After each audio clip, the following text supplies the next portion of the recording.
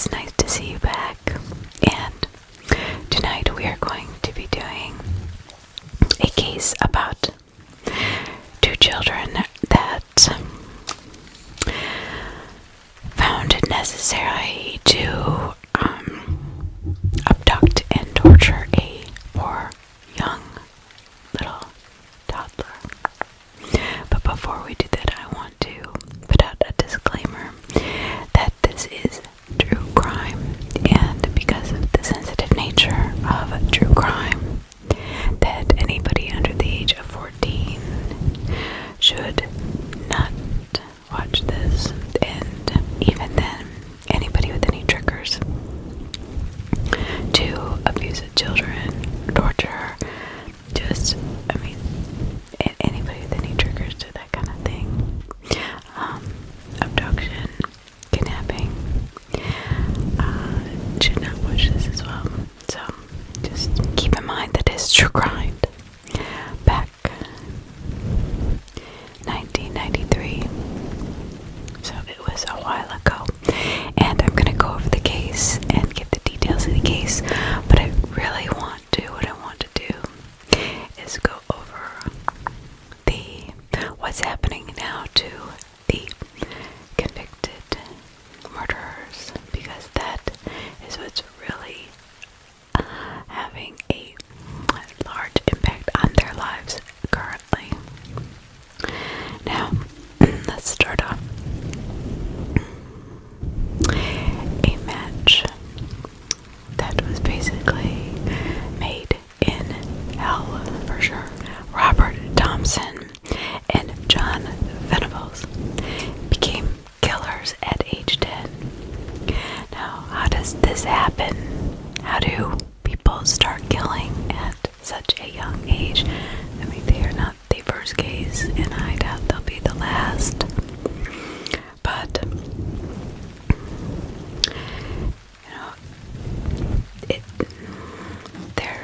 their young lives are described as, kind of tumultuous. They were on a grim path. They didn't really have any guidance. Their parents were either not around.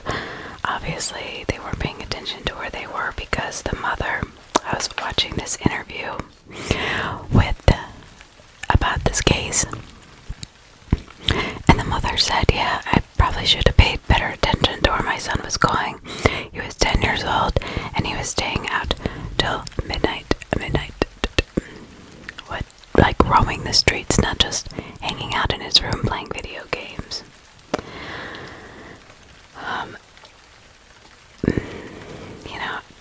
Nobody really knows why people do the things they do, because you can have children from the same family all treated the same exact way, and one turn out to be a serial killer, or not. It's amazing how kids raised by the same two parents exactly the same way will be completely different people.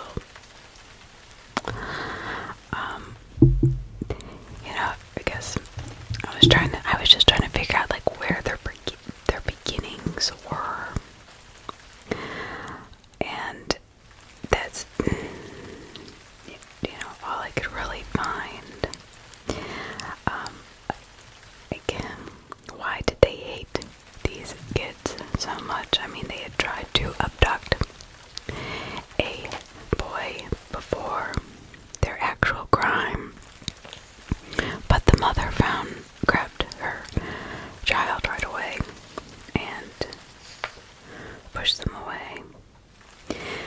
Well, anyway, so this is the story of the two 10-year-old child murderers.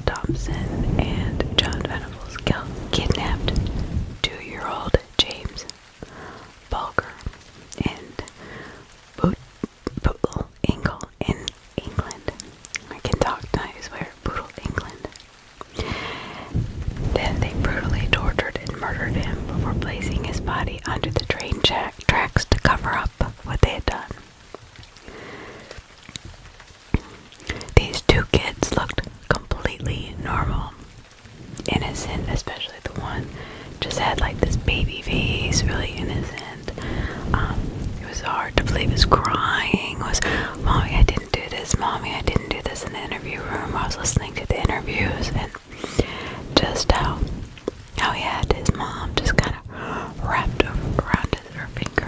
This is amazing. And he just was throwing himself all over the place. It was very disparate child. So, but however, these baby-faced killers became real killers in 1993. The two British boys became cold-blooded killers and murdered a toddler. Their young age, coupled with the brutality of their crime, shocked United Kingdom to its core. And it would. I mean, and we'll get into that in a minute. So, there is surveillance footage that is so sad. The mother had actually walked into a butcher shop to grab some pork or, loins for the evening supper, and her son was, giving her a hard time, pulling away, and she couldn't stay in line, so she just, he had let go of her hand, and she was kind of watching him, and he was running all over the store. Then all of a sudden, she went to pay. She pulled the money out of her purse, paid the man, turned around, and literally was gone like that. So she's like, oh my God, where's my son? Where's my son? Within 1 minute,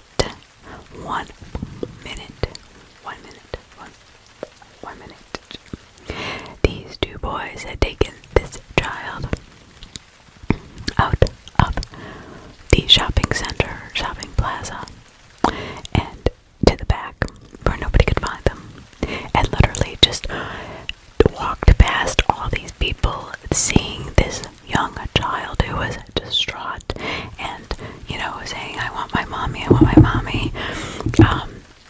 And I don't know why nobody said anything or did anything. And then when they started looking for him, why didn't these people say, yes, they went that way? That's my biggest question.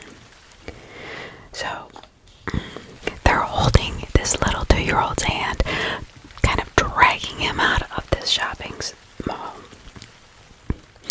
The shopping mall,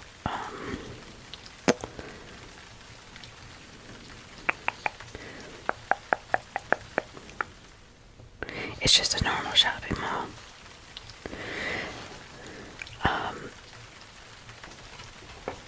Okay, the brothers of the toddler, he had 3 brothers, 1, 2, 3 brothers, some of the bystanders thought that this little boy could have been being taken by his 2 older brothers. They looked a lot like him, I guess.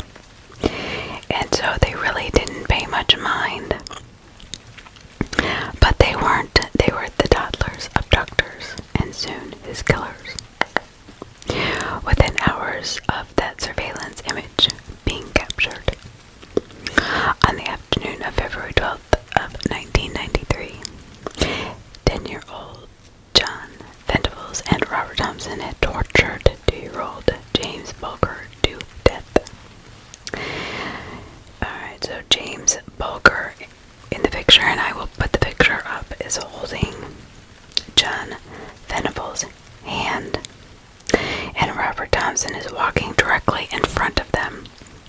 So you can actually see him. It's very eerie. You're watching this video capture of this toddler's death, basically. You know he's not going to be alive for more than 20 more minutes. And in the interview, the boys were just saying, yeah, we just wanted to find a toddler and kill him. Once they finally admitted it, they wouldn't admit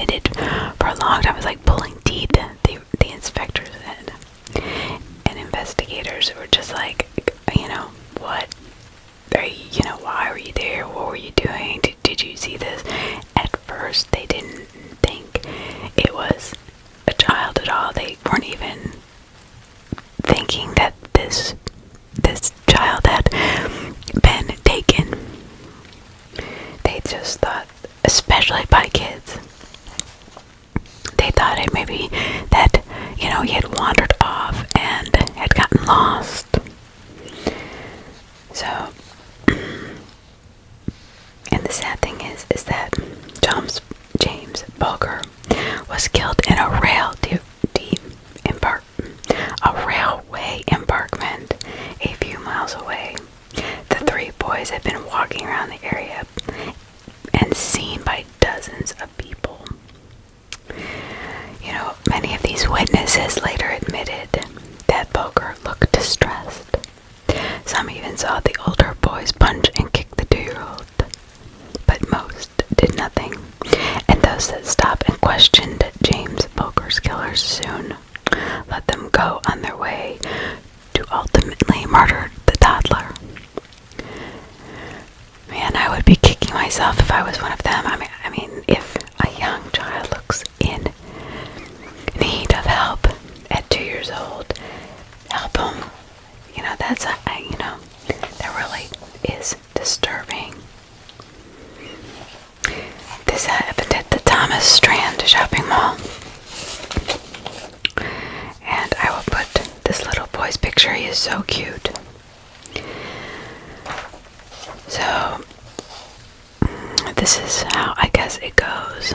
First, of course, Jon Venables and Robert Thompson had to snatch Bulger away from his mother.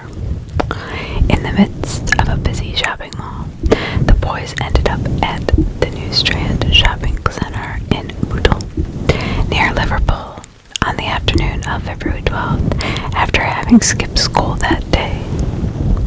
So they were supposed to be in school, but they weren't. They were out looking for a toddler to murder. I mean, these boys are not okay mentally. At some point, for some reason, they still remain unclear. More than 2 decades later, Venables and Thompson decided to steal someone's child, who suggested it is unclear later that they were arrested. Each blamed each other.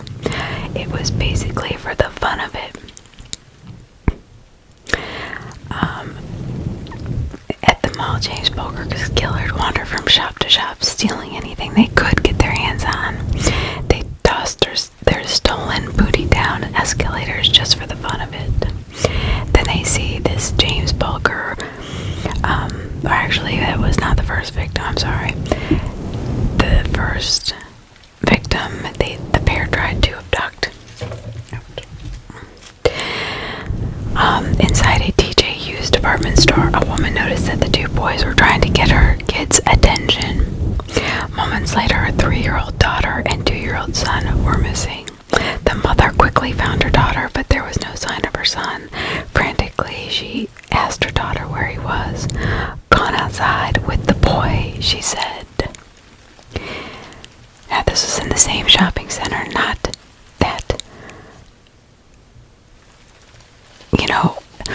not very much earlier than when the boys actually, James Bulger. I think I'm freezing. I'm so cold in here.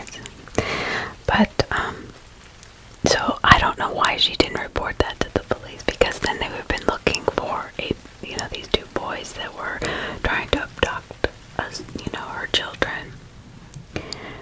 I kind of blame her a little bit. Why didn't she take more action? So if this happens to you, it's like anything, if something strange and out of the ordinary happens to you, report it. That way the police are kind of looking for that. So the woman began calling her son and ran outside, where she found Venables and Thompson beckoning the boy to follow them. When Venables saw the mother, they told the boy to go back to her, and they vanished. Mere luck had saved the boy and sealed James Bulger's terrible fate, so leading him to his death, as we see on the video camera. Soon after the aborted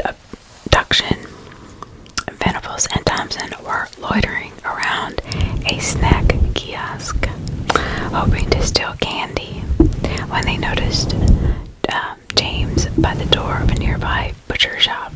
And this is what I was telling you, that the mother had just, let her son's hand go for 1 minute just to pay the person.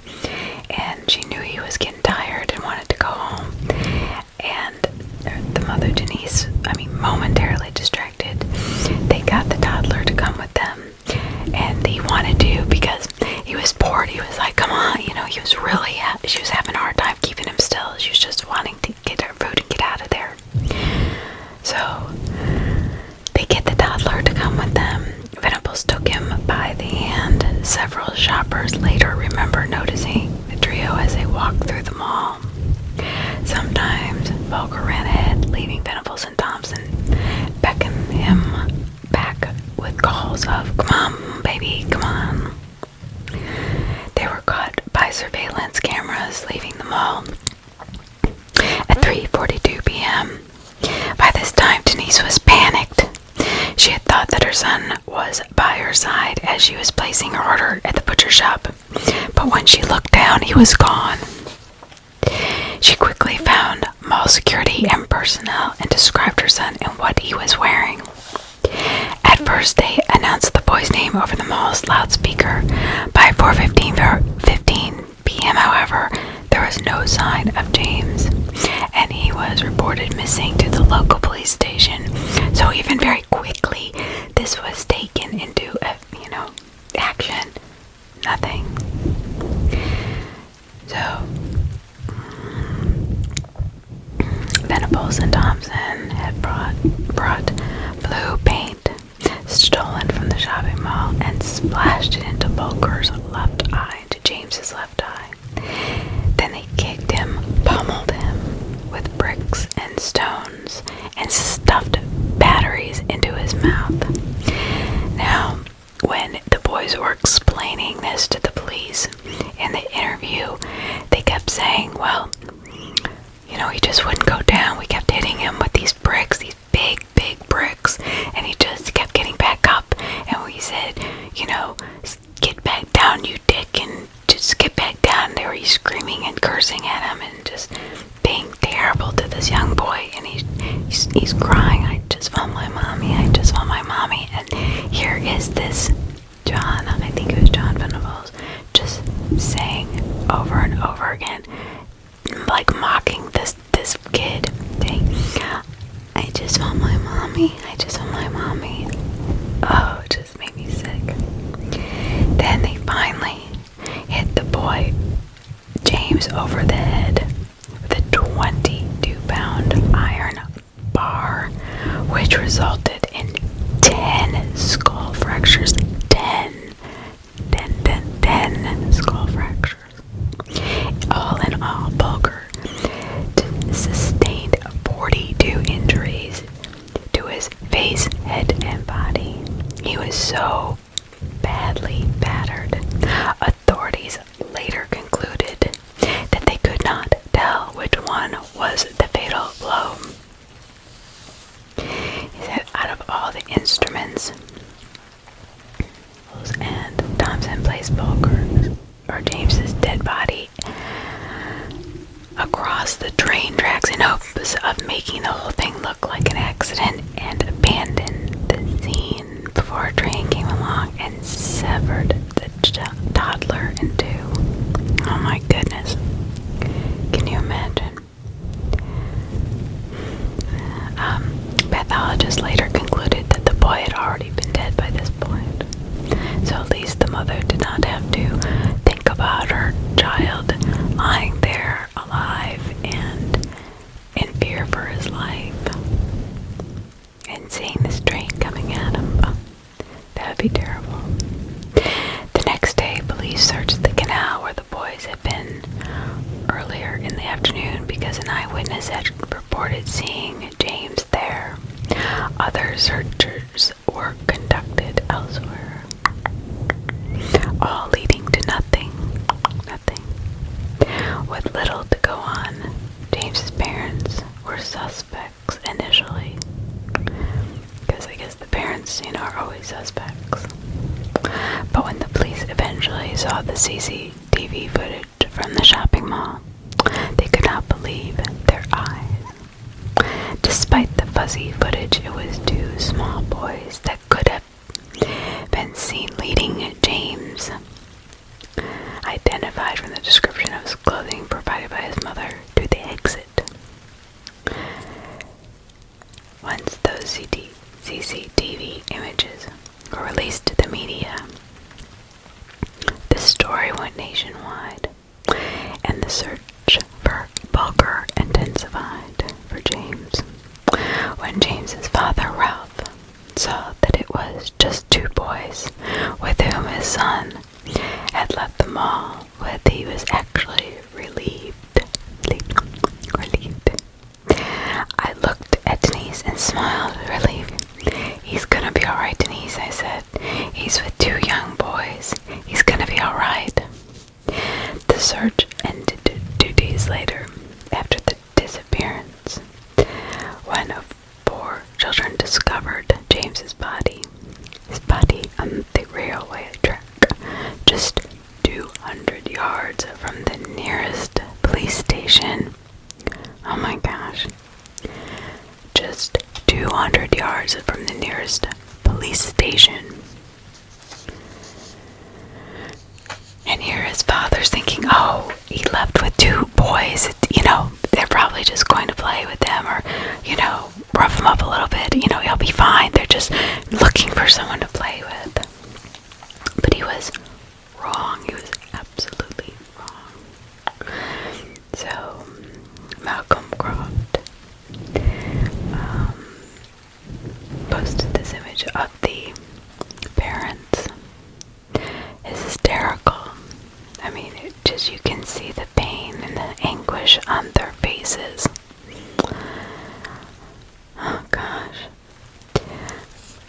It was the day in Liverpool. It was during a press conference in Liverpool the day after their son disappeared. February 13th in 1993. All of the instruments used in the attack were found strewn around the area. The iron bar, stones, and bricks, all covered in the boy's blood. The stolen tin of blue paint was also found with the evidence in hand, and the knowledge that James' killers were likely 2 children themselves. The police were just astounded. I think everybody was astounded and shocked. Just appalled by this. The police checked nearby schools' absentee lists for the day of the disappearance. This caused various children to be identified as potential killers, with some parents even reporting their own children. But it was ultimately an anonymous phone call to the police that implicated John and Robert as James' killers. So the caller told the police that Venables and Thomas were both absent from school on Friday, and they themselves had seen blue paint on the sleeve of Venables' jacket. The police then visited both children's homes and discovered blood on Thompson's shoes and blue paint on Venables' jacket. Despite this evidence, however, Venables and Thompson were initially the authorities' prime suspects. They were not. Police were focused on other children who already had violent records. See, these 2 did not have violent records. And the police remained convinced that the 2 boys from the fuzzy CCTV footage looked 13 and 14, not 10. And I don't think mentally you could wrap your head around that either, that these boys were just 10 years old and capable of committing such a horrific act. But during several police interviews, John and Robert turned on each other. Yes, they did. Over the course of interviews, lasting several days, Venables eventually confessed, "I did kill him," Venables said. "What about his mom? Will you tell her I'm Thompson, Robert, on the other hand, was not such an easy interview. He totally denied everything, the entire interview process. He said the detective sergeant Phil Roberts, but in the end, he shot himself in the foot by giving me a detailed account of what James was wearing. Nevertheless, throughout the whole process, Thompson remained chillingly unfazed, earning him the nickname the boy who did not cry from the press. Venables and Thompson were both charged. 9 months later, the trial began. So outside the courthouse, people called for the blood of James. Killers, kill the bastards, quote unquote. People yelled, quote, a life for a life, unquote. There is still to this day are groups of people that are trying to hunt down these two and want to murder them because of what they did. They don't think they should have ever been or ever be released. But we'll get to that in a second.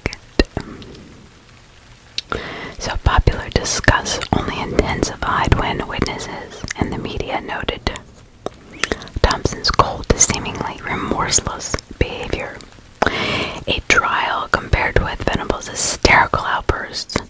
Thus it was widely assumed that Thompson was the instigator, even though psychiatrists and authorities have never been able to reach a conclusion as to the boy's motives. Basically, they were just bored. When I was watching this whole documentary on this, because they were trying to say that, the psychiatrist that worked with them all these years said that eventually both the boys did show remorse. But at first, they didn't. At 10, I don't think they were capable of understanding what they did. What they did to this boy, how much pain they put him through. Excuse me. I don't think that stress or I don't think they were really, and I know some people are going to disagree with me, but at 10 years old, you don't have that fully developed sense of consciousness, I don't think. I mean, not everybody. Some do, absolutely, but some don't. I mean, they're only 10. I mean, were they reincarnated? Were they both murderers in another life? I mean, it just seemed to come so naturally to them. I don't understand. But Blake Morrison, he is the author of As If a Crime, a Trial, a Question of Childhood. A book on the trial points out that Venables had a temper and had been known to lose control and had done some pretty weird things. And it was just as likely that he was the instigator. Moreover, court-appointed psychiatrists determined that the two boys knew right from wrong and weren't sociopaths, but were nevertheless able to uncover any concrete motive for James' murder. Something no professional has been able to confidently determine even years since. Motive aside, both John Venables and Robert Thompson were convicted, making them the youngest to be convicted of that crime in Britain in 250 years. 250 years. Nobody had been convicted of such a horrible crime.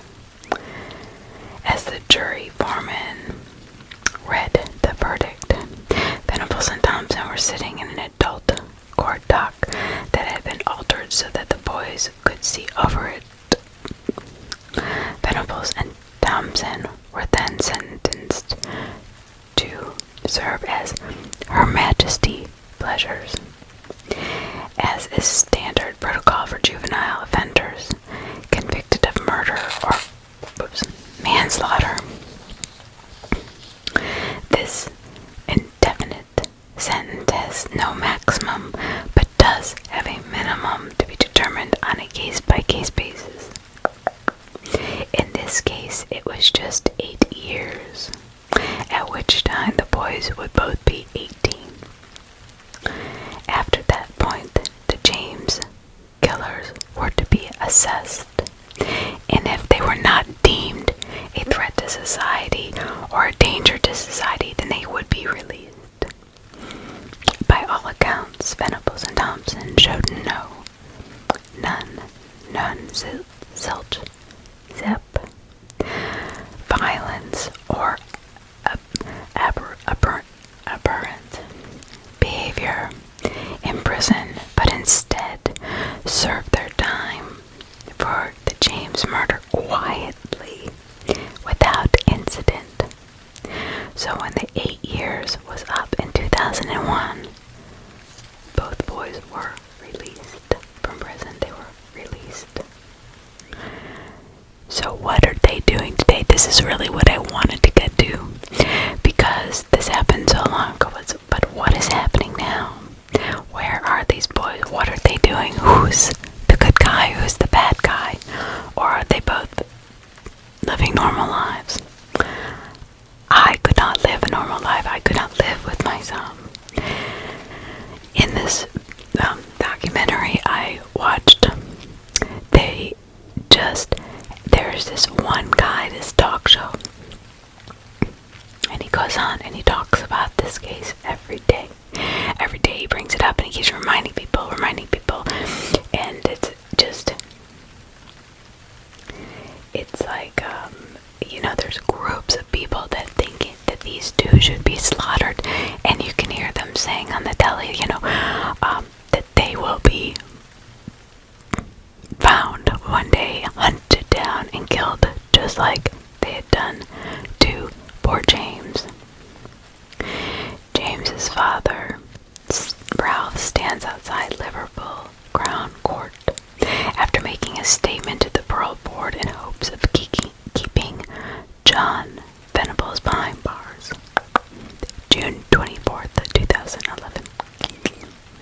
Upon the release, Jon Venables and Robert Thompson were given new identities, granted legal anonymity for life due to the public fury that surrounded their trial and the danger of citizens hunting them down. The infamous James killers, in order to take vengeance. So it's bad. They have to live in fear every day of their life, which I don't necessarily disagree with. I hate to say that, but they really, this is an unspeakable crime what they did to this little boy, and just listening to the two talk about it, and how they're like, yeah, we just killed him. Yeah, he kept getting up, but John kept saying, stay down, you dick, and saying other curse words to him, and he's 2 years old. He's a baby. Why would you do that? How could you not stop yourself? How could two boys that age not stop the other one? I don't understand. I would just be so distraught. To date, no attempts at vengeance has been made. James' mother, Denise, was able to locate Robert in 2004, but was, quote, paralyzed with hatred, unquote, and could not confront him. In 2015, with an interview with James's mother. Today, while Thompson is believed to be assimilating back into society and living a quiet life, the same cannot be said of Venables. So, here's where I believe we see the difference in the two boys. Thompson is leading a quiet, life. He's staying away from being in just trying to assimilate himself back into society. But Venables, on the other hand, in 2010 he was imprisoned for downloading images depicting various kinds of sexual abuse being inflicted upon male toddlers. He became eligible for parole in 2013, at which time Ralph told the parole board that he could not forgive his son's killers and that Venables should not be released. Not to be released. Sometimes, quote, he says, sometimes you feel like you're having a heart attack. Quote, it's just a big knot in your chest, and that's been there since day one, unquote. And I can imagine, I don't know how people live after losing a child so horrendously. Nevertheless, Venables was released, so he's let go. Even though he was, he's still thinking about hurting toddlers, so he had something back in his mind then about hurting toddlers. Something happened to him in his childhood that he's not talking about or nobody knows about, because that's not a, even serial killer, that's not a common thought to want to torture young children like that. That is so disturbing. But nevertheless, he was released. Okay, so Venables is now out on the street. But in November 2017, Jon, again, imprisoned when more child abuse images and pedophile manual that provided instructions on having sex with kids were discovered on his computer.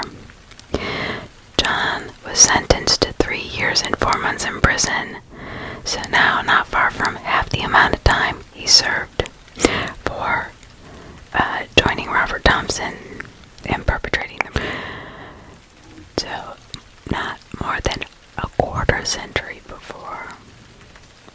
So basically, Jon has been in prison most of his life. He went in at 10. He got out at 18. He went back in a year or so later. Then in 2017, he goes in for 4 more years. He was obviously the one that initiated it, that wanted it, that brought this on. I think that Thompson just followed because he was a follower and he didn't know what else to do. It's like when my grandmother used to say, a idle mind is the devil's playground. So when people don't have anything to do, especially children, they get into trouble.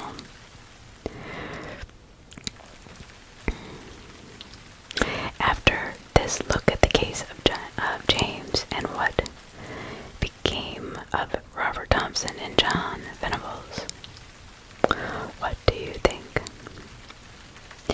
I want to know from my viewers what you think is going to happen or should have happened to them. I will put their pictures up. But, this is really a strange case, because it seems like the courts are just letting this Jon out. Constantly letting him out, and I'm not sure why.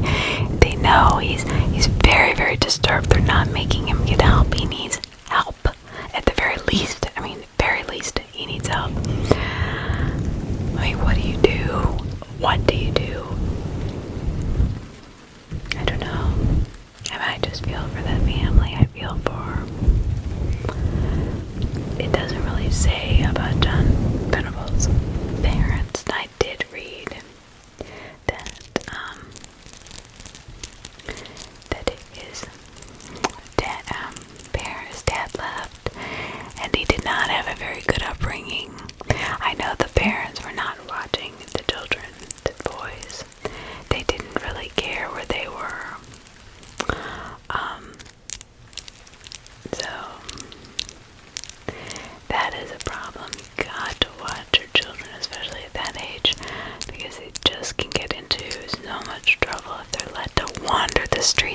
midnight. I mean, that's almost unimaginable to me. I would be freaking out if my daughter was wandering the streets at midnight. I mean, so would my parents. I don't know. But, let me know. What do you think? Let me know. So, now that we are gone over this case, I'm just going to pluck your negative, pluck some negative energy out.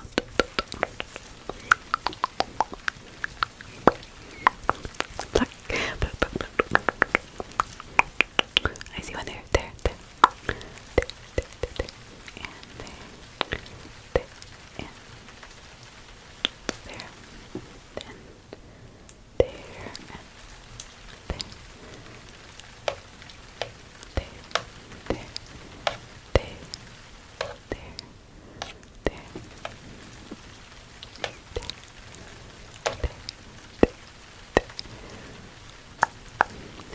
Do some fluffing of your aura.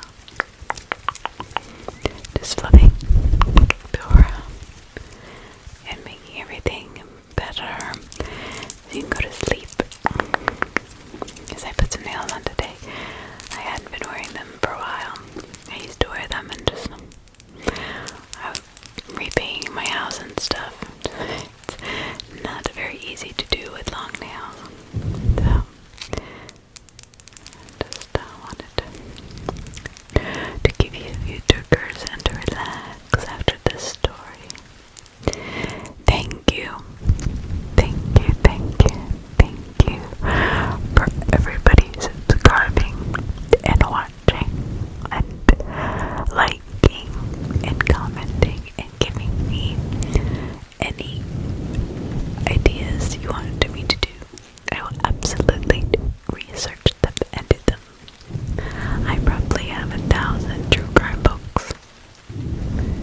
I just have always been kind of fascinated by the human psyche and how this could happen. So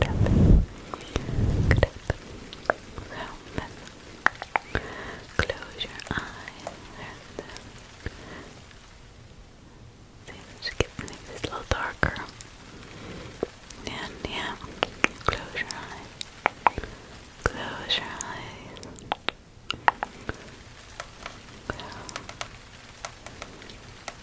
Your eyes. I don't know if you and open them up again. Sorry. My finger touched the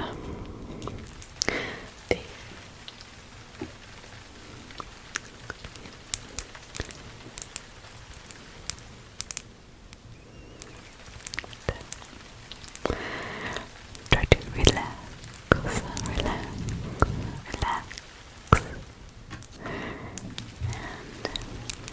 And I hope you all have a great evening, great morning, or great afternoon, depending where you are in the world.